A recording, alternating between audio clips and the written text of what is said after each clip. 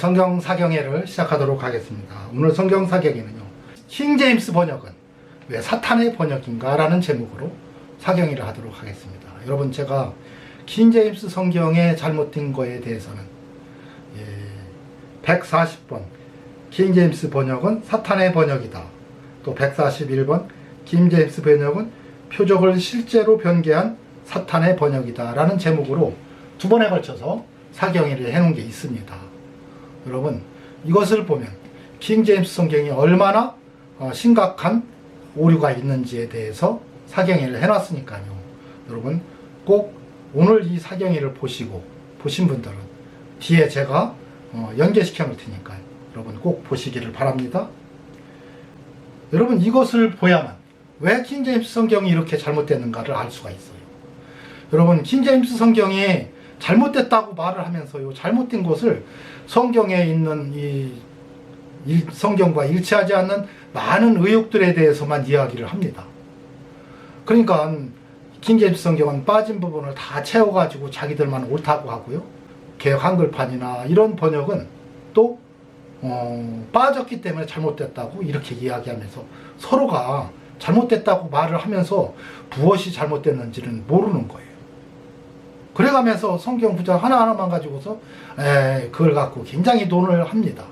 여러분, 성경에 빠지고 빠지지 않은 것은요, 얼마든지 우리가 기도하면서 하나님의 뜻을 살펴서 그 부분을 우리가 생각해 볼 수 있습니다. 그거 생각하라고 하나님은 우리에게 지혜와 지식을 주셨어요. 여러분, 그런데 그 말씀 한 절 한 절만 갖고 그들이 그렇게 따지는데요, 정말로 중요한 요한의 아들과 요나의 아들을 얼마나 이게 심각한 성경 변개인지는 말하는 사람들이 없어요. 그래서 제가 이 두 번에 걸쳐서 이것이 사탄의 번역인 증거를 이야기해 놨습니다. 오늘은 영어 성경을 또 한글로 번역을 했는데 흠정역과 이 말씀 보존학기 이 성경이 서로가 자기들이 옳다고 주장을 하며 싸웁니다. 제가 볼 때는 이 킹제임스 성경 전체가 다 잘못된 건데, 여러분, 또 이 LA의 김경환 목사는요, 이분이 굉장히 말씀에 대해서 영향력이 크신 분인데, 이분이 성경 해석을 다 잘못되게 교리를 적용합니다. 그래서 이분에 대해서도 제가 두세 번에 걸쳐서 사경해 놓은 게 있어요. 그래서 이분의 사경이와 또 사랑침례교회 정동수 목사의 사경이 140번과 141번에 대해서 여러분 꼭 들으시고, 이분들이 서로 싸우는 것을 오늘 잠깐 한번 들어보겠어요. 무엇 때문에 싸우는지를. 이번 시간에는 말씀 보존학회 한글 킹제임스 성경은 정말로 킹제임스 성경을 번역한 것인가, 이런 제목을 가지고 여러분에게 좀 말씀을 드리려고 합니다. 말씀 보존학회는 제가 가서 이제 찾아보니까 1994년에 한국에서 이제 처음으로 킹제임스 성경을 출간한 그런 단체로 이제 알려져 있어요. 근데 아마 킹제임스 성경 진영에 있는 대다수의 사람이 이제 알고 있는 것처럼 이 단체가 아주 과격한 그런 발언들을 많이 하고, 독특한 그런 그 교리들을 이제 가르치고, 더구나 이제 기존의 교회, 교단을 엄청나게 심각하게 이렇게 폄하하고 이렇게 이제 하다가 장로교회 아마 2개 그러한 그 교단으로부터 이단 이제 판정을 이제 받았습니다. 이 사람들이 행한 그 해악에 대해서는 제가 나중에 이제 구체적으로 어떤 일을 해서 이 사람들이 이단이 됐고 킹제임스 성경 이 보급에 막대한 지장을 초래했는가 이제 설명을 이제 할 겁니다. 오늘은 이 사람들이 이제 성경 가서 보면 한글 킹제임스 성경 KJV 한영대역 이렇게 이제 돼 있어요. 그래서 이 성경의 타이틀이 KJV 한영대역 이렇게 돼 있으니까 영어 킹제임스 성경을 한국말로 번역을 했다는 거예요. 타이틀이 이렇게 돼 있으니까. 그렇죠? 그래서 이 본문이 이야기를 그렇게 하는가, 진짜 이 사람들의 그 신약 성경 본문이나 이런 데가 영어 킹제임스 성경하고 똑같은가, 그걸 여러분과 이제 함께 이제 나누려고 합니다. 두 주인은 없어요. 우리 교회 다니다가 정동수나 김영균이 교회로 갔다면요, 마귀 들렸다는 것을 스스로 증명한 것이에요. 왜냐하면 그 애들이 마귀 들린 것은 다른 사람, 나는 알아요. 정확히 안 거예요. 정동수가 성경을 번역할 역량이 있다면요, 왜 성경을 나 앞에 번역하지 못했죠? 여러분, 이분들이 서로 싸우는 걸 들어봤죠? 뭐 이분들과 또 싸우더라고요. 뭐 싸우는 부분은 제가 이렇게 올려드렸는데 서로 자기들이 맞다고 주장을 하고 있어요. 그러나 다 잘못된 부분들입니다. 여러분, 오늘은 표정몽 요한복음에 대해서 사경해 보도록 하겠어요. 여러분, 요한복음 20장 30절 제일 마지막에 보면요, 예수께서 제자들 앞에서 이 책에 기록되지 아니한 다른 표적도 많이 행하셨으나, 많이 행하셨어요? 오직 이것을 기록하면 너희로 예수께서 하나님의 아들 그리스도이심을 믿게 하려 하며 또 너희로 믿고 그 이름을 힘입어 생명을 얻게 하려 하니라. 여기 다른 표적도 많이 행하셨으나 제자들 앞에서 이 책에 기록되지 아니한 했을 때, 이 책은요, 요한복음 전체를 다 얘기하는 거예요. 요한복음 전체가 다 표적 덩어리예요. 여러분, 이 엄청난 뜻을 가지고 요한복음 전체를 표적으로 이렇게 기록해 놔줬어요. 여러분, 그런데 그것이 이렇게 감춰져 있습니다. 왜 이렇게 감춰져 놨을까?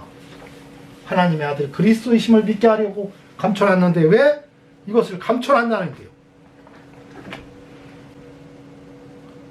에베소 3장 3절에서 8절은 바울의 고백이에요.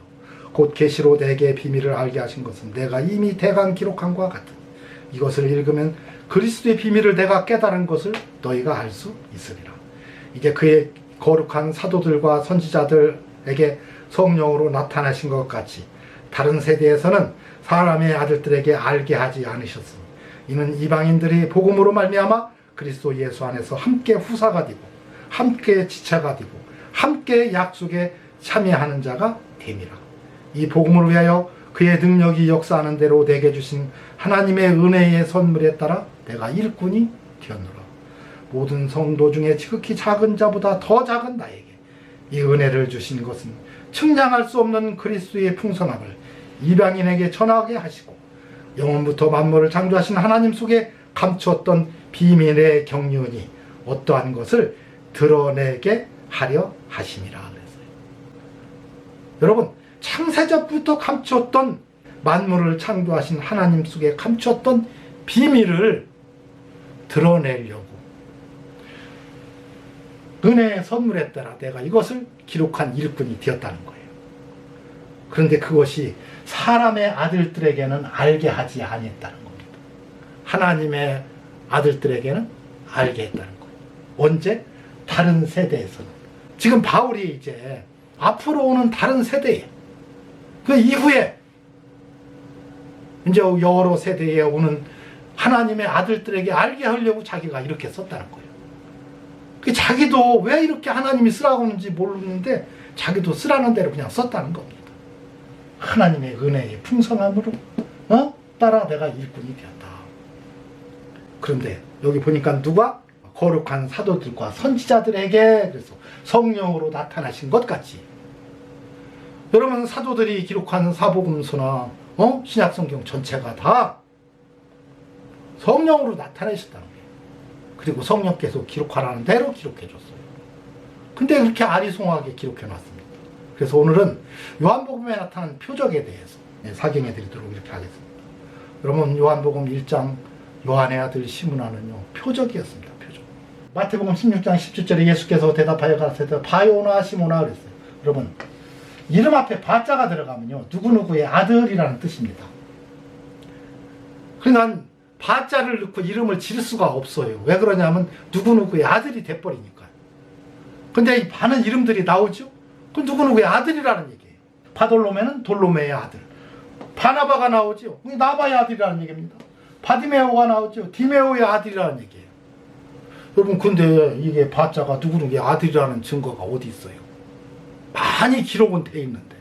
여러분, 그래서 마가복음 10장 46절에 헬라어를 모르는 성도들도 알으라고 한 군데는 이것을 적어줬어요. 자, 저희가 여리고에 이르렀더니 예수께서 제자들과 허다한 무리와 함께 여리고에서 나가실 때에 디메도의 아들인 소경 거지 바디메오가, 자, 디메오의 아들인 소경 거지 바디메오가, 바자가 된 게 디메오의 아들이죠. 써줬지요. 그래서 바자가 들어가면 누구누구의 아들이라는 걸 써줬어요. 이렇게. 그러니 앞으로 바자가 들어가거든 다 누구누구의 아들로 읽어라 이 얘기예요. 짝이 이렇게 다 있습니다. 그래 바요나의 짝은 이렇게 여기 마가복음 10장 46절에 써준 거예요.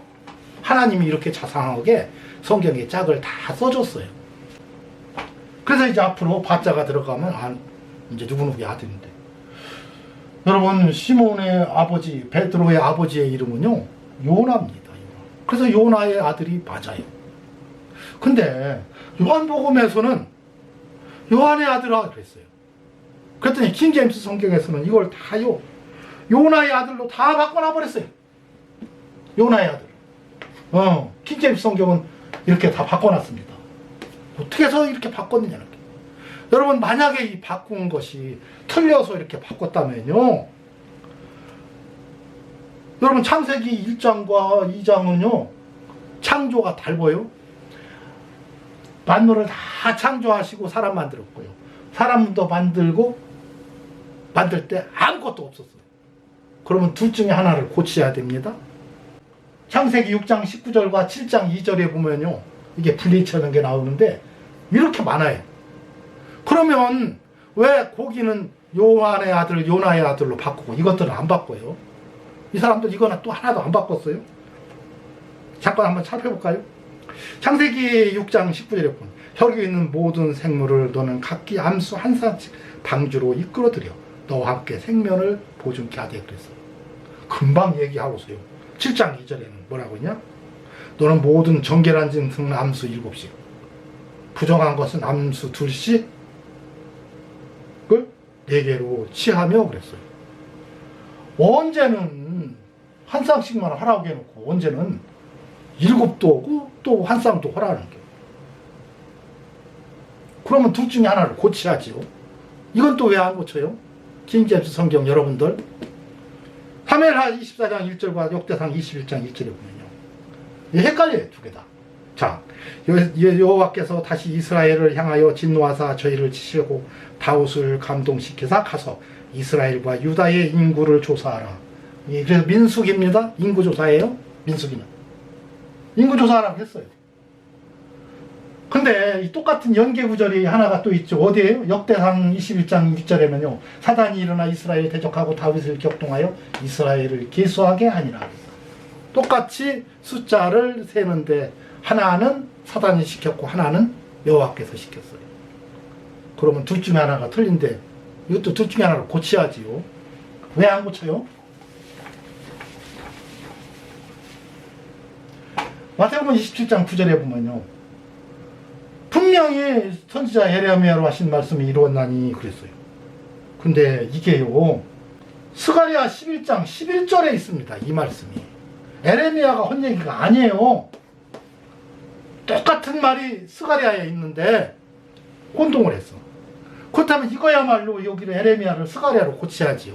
이건 또 왜 안 고쳐요? 여러분 이렇게 틀리게 한 이유가 있어요. 이걸 깨닫지 못하면 안 됩니다. 요한의 아들과 요나의 아들도 이유가 있어요. 그런데 그걸 자기들의 인간의 생각으로 바꿔버렸어.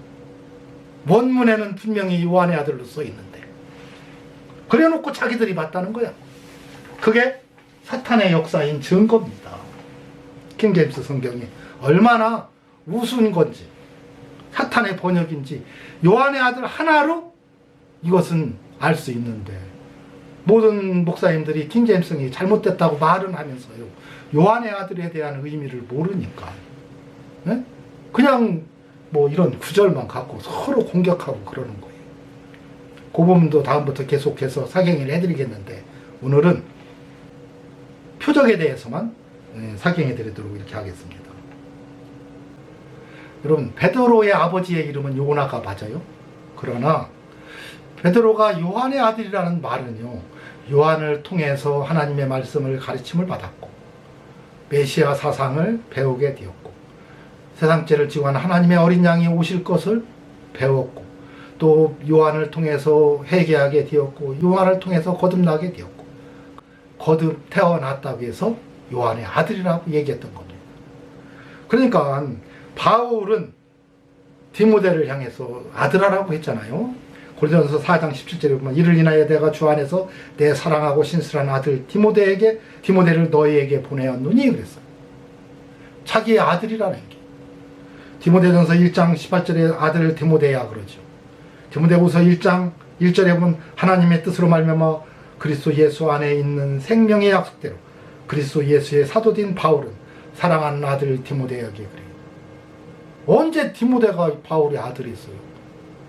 바울은 결혼도 않고서 여러분 바울을 통해서 회개하게 되었고 바울을 통해서 하나님의 말씀이 가르침을 받았고 바울을 통해서 거듭난 그래서 바울은 아들로 삼았어요. 얼마든지 믿음의 사람들은 아우들을 이렇게 삼을 수가 있다는 얘기입니다. 여러분 베드로는요 요한을 통해서 가르침을 받았던 요한의 제자였습니다. 그걸 말해줬던 거예요.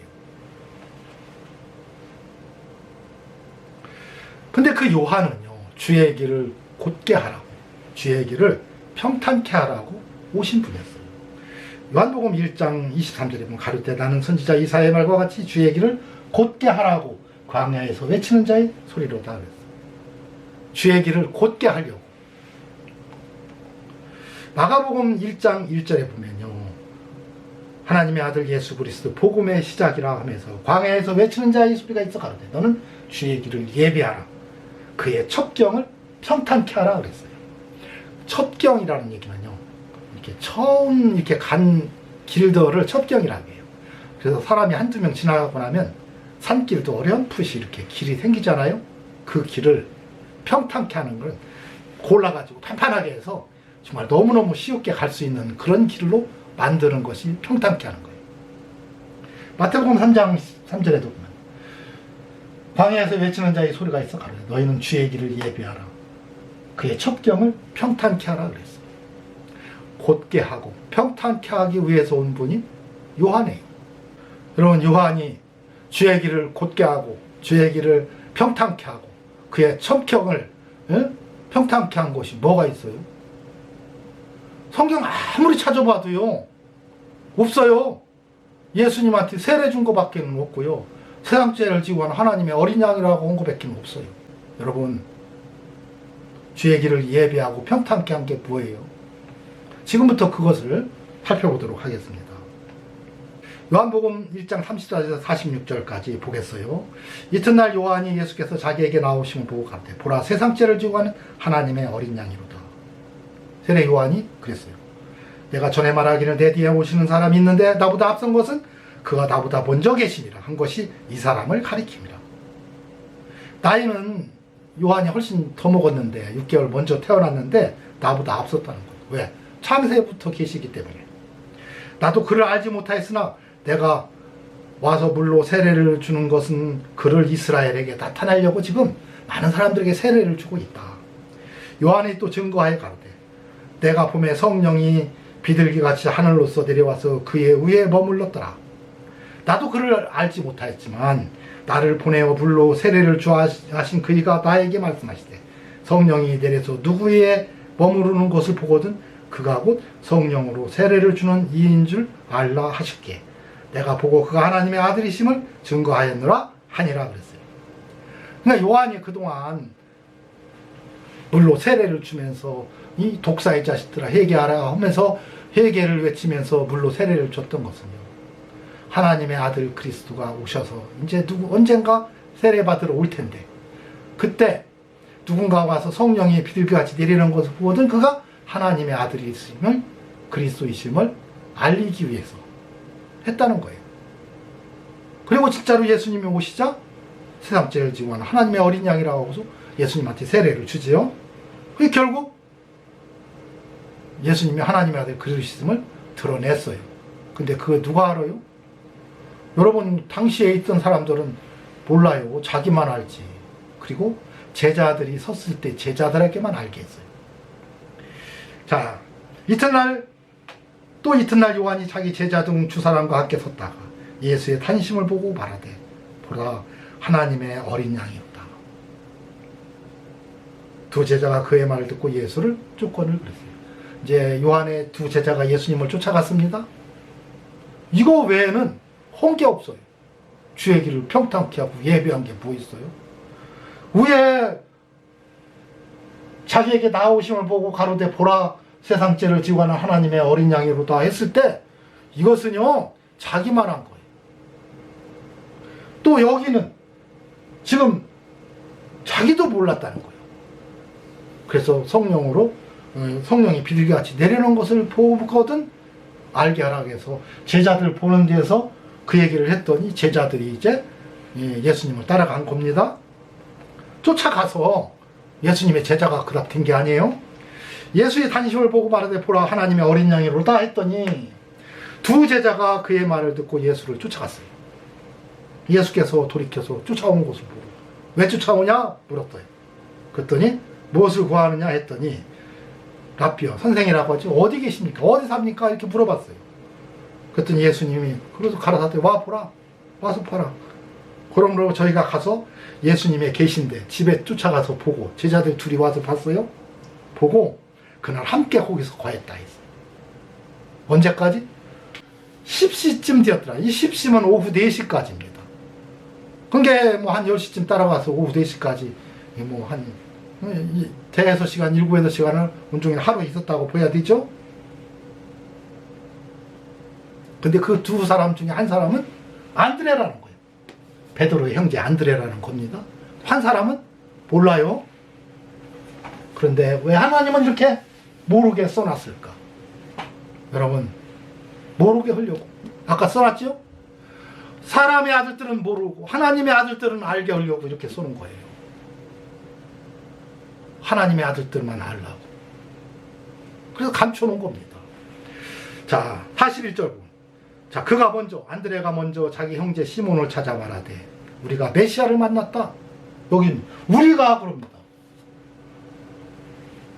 형제 시몬에게 자기 형한테 가서 베드로한테 가서 우리가 메시아를 만났다 하고 데리고 베드로를 데리고서 예수님한테 왔더니 예수님이 하는 얘기가 내가 요한의 아들 시몬이니 장차 게바라 하리라 하시니라 그래요. 딴 거 하나도 없어요. 내가 요한의 아들 시몬이니 하는 얘기밖에 없습니다.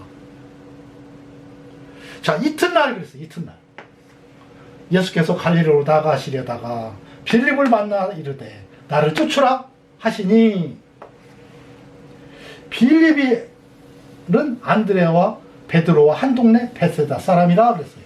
여러분 이거 궁금해요? 빌립이 베드로하고 안드레하고 한 동네 사람인 거 이게 궁금한 얘기입니까? 하나도 궁금하지 않아요. 근데 여기다 굳이 이것을 꼭 써둔 이유가 뭐냐는 거예요. 근데 이 빌립이 이 얘기를 나를 쫓으라 했더니요 쫓기 전에 누구예요? 빌립이 나다니엘을 찾아가서 이르되 모세가 율법에 기록하였고 여러 선지자가 기록한 그 일을 우리가 만났으니 그래요. 요셉의 아들 나세렛 예수니라 그럽니다. 누구한테 이 얘기를 들었지? 여러분 이 한 동네 사람이라는 얘기는요 바로 그 얘기예요. 자 안드레와 베드로가요 자기들만 알고 만 게 아닙니다. 듣자마자 너는 요한의 아들 시몬이라는 말을 듣고 깜짝 놀란 거예요. 세상에 그걸 아는 사람은 아무도 없는데 이걸 어떻게 아느냐. 이건 바로 예수가 하나님의 아들 그리스도라는 것을 이건 증명하는 것이다. 왜? 누구도 모르는데 하나님만이 아는 건데 왜? 요한의 가르침을 받고 그를 통하여 거듭나고 그의 제자가 되고 했던 것은요 베드로와 안드레와 요한밖에 모르는 건데 어떻게 이걸 알았느냐는 거. 그리고서는 그가 빌립을 만나갖고 그날 밤에 찾아가서 야 우리가 메시아 그리스도 만났다. 모세가 율법에 기록하였고 여러 선지자가 기록한 그 일을 우리가 만났다. 그게 바로 나사렛 예수다. 그랬는데 때마침 예수님이 지나가다가 빌립을 만나자 나를 쫓으라고 하니까 그 쫓으라는 말을 듣자마자 바로 가서 나다니엘에 가서 이 고백을 한 거 보면 누가 가르쳐줬어요? 이거 가르친 사람이 없는데 누가 했어요? 베드로와 안드레가 한 동네 사람이니까 가서 잘 아는 사이고 하니까 먼저 얘기를 했던 겁니다. 자 그런데 이제 그가 나다니엘에게 얘기를 했더니 나다니엘은 안 믿었어요. 무슨 나사렛에서 무슨 선한 것이 날 수가 있느냐라고 의문을 얘기했더니 가면 보자. 와 보라. 한번 가서 보라. 감탄사입니다. 예수께서 나다니엘이 자기에게 오는 것을 보고 그를 가리켜 가라사대 보라 이는 참 이스라엘 사람이다. 그 속에 간사한 것이 없도다 그랬어요. 나다니엘이 가를 때 어떻게 나를 아시나이까 그때까지도 물어봤어요. 예수께서 대답하여 가라사대 빌립이 너를 부르기 전에 내가 무화과나무 아래 있을 때에 보았느라. 여러분 이게 바로 표적입니다. 내가 무화과나무 아래 있을 때 보았다는 거예요. 여러분 유대인들은요 자기들만의 기도처가 다들 있었어요. 은밀하게 하나님과 깊은 대화라는 기도처가 각자에게 있었습니다. 그게 나다니엘도 그 무화과나무 아래가 자기 기도처였어. 누구도 몰라. 자기는 시간만 나면 그냥 그 아래 가서 혼자 앉아서 하나님과 깊은 묵상에 잠기면서 하나님 이스라엘을 긍휼히 여기시고 메시아 그리스도를 언제 보내주실 것입니까?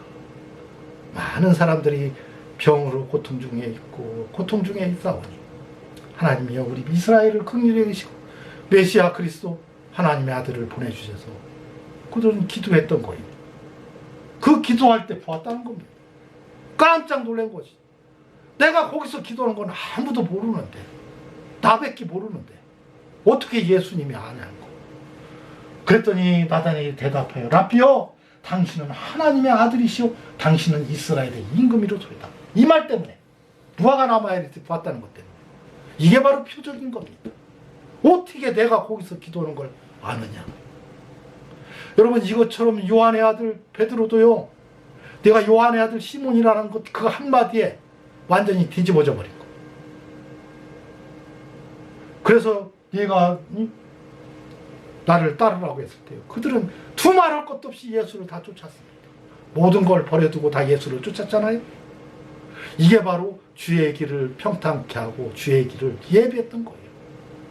요한이 제자 삼아서 미리 다 가르쳐 놓았고 그 가르침 받았던 베드로와 안드레가 또 빌립에게 가르치고 빌립이 또 나다니엘에게 가르치고 그래서 그들이 그 기다리는데 그때 그냥 얘기했으면 하나님의 아들인 것을 모르는데 어떻게 요한의 아들인 걸 알고 내가 무화과나무 아래서 기도하는 걸 어떻게 아느냐는 겨. 나한테 처음 본 분인데 여러분 이게 바로 표적인 겁니다. 예수의 행하신 표적이 이외에도 많은 일인데 이런 표적들을 행하는 것으로서 이들이 예수님을 의심 없이 하나님의 아들 그리스도심을 믿고 따르게 되었던 거예요. 이게 표적인 겁니다.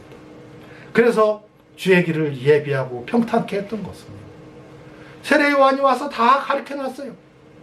앞으로 메시아 그리스도가 오시는데 그가 오시면 이러한 신앙 이러한 믿음으로 너희들에게 가르칠 것이다. 그가 바로 세상 죄를 지고 하는 하나님의 어린 양으로 이 세상에 오셔서 그를 가르칠 것이다. 이러한 가르침을 요한을 통해서 배웠기 때문에 예수님은요 제자들을 부를 때 하나도 어렵지가 않았어요. 그냥 나를 따라오니라 했더니 다 따라왔어요. 그 표정만 보고서. 이어서 바로 가나의 혼인잔치가 나오죠. 또 제자들이 물로 포도주를 만드는 것을 보고서 또 제자들이 따르죠. 그래서 예수님은 표적을 통해서 제자들을 불러서 하나님의 아들 그리스도심을 자기를 믿게 하고 그래서 부르는데 그때 주의 길을 평탄케 하고 곧게 했던 여러분 곧고 평탄 한판하면요 한판 아스팔트 길이고 반듯하면요 눈 감고도 가죠. 밤중에도 가기 쉬워요. 반듯하면 그냥 막 가기만 하면 돼. 예수님이 막 가기만 하면 되게 요한이 만들어 놓았다는 거예요. 미리 다 가르쳐서 제자 만들어 놨어요. 그리고 그 요한의 제자가 예수님의 제자가 됩니다. 그게 주의 길을 곧게 하고 주의 길을 평탄케 했던 거예요. 너무도 쉽게 제자들을 다 삼았습니다. 그래서 이상으로 보건대 요한의 아들은 표적 중에 표적했던 거예요. 요한의 아들로 바꾸면요 그 표적 하나가 없어져요. 왜 베드로가 왜 예수님을 따라갔는지 의문을 갖게 돼요. 그는 무엇이라도 믿을 수가 없었는데 나다니엘은 네가 무화과나무 아래에 있는 것을 보았으므로 믿었다고 했지만 베드로는요, 예수님이 하나님의 아들 그리스도로 믿을 수 있는 게 아무것도 없었어요. 근데 무엇을 보고 믿었어요? 요한의 아들 시몬이라는 것 때문에. 어떻게 그걸 아느냐? 그게 표적이었는데 그걸 옵션 킹제임스 성경은요, 성경의 진리를 전혀 이해하지 못하는, 그래서 바로 하나님의 아들 그리스도를 믿지 못하게 하려는 그런 악한 영의 역사다. 반대로 그 킹제임스 성경을 통해서 올바른 진리를 우리는 깨닫게 되었잖아요. 왜? 그건 사탄의 번역이기 때문에. 그 반대로 생각하면 성령의 역사를 우리는 깨달을 수가 있는 겁니다. 여러분, 그래서 우리 주변에 많은 이단을 남겨두는 것은 그들을 통해서 바른 진리를 우리에게 넣어주기 위해서 그들을 도와준 것입니다. 이것으로 오늘 사경위를 마치도록 하겠습니다. 다음 시간부터는요, 이제 성경 한 구절 한 구절 얼마나 그릇되게 저들이 해석하는지에 대해서 사경하도록 이렇게 하겠습니다.